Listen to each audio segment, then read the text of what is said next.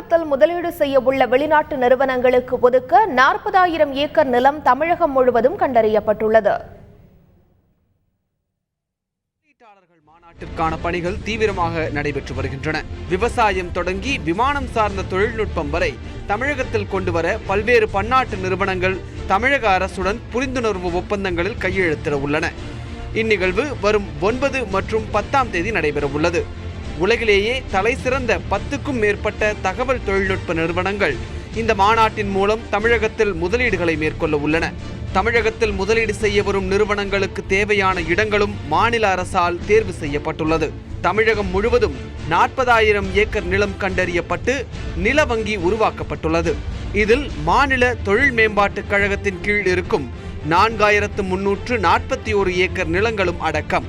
தமிழக அரசு கண்டறிந்துள்ள இந்த இடங்களை முதலீடு செய்யும் நிறுவனங்கள் பார்வையிட்டு தங்களுக்கு தேவையான இடத்தை தேர்வு செய்து கொள்ளலாம். ஏற்கனவே சில நிறுவனங்கள் நிலத்தை தேர்வு செய்து வாங்கிவிட்டன.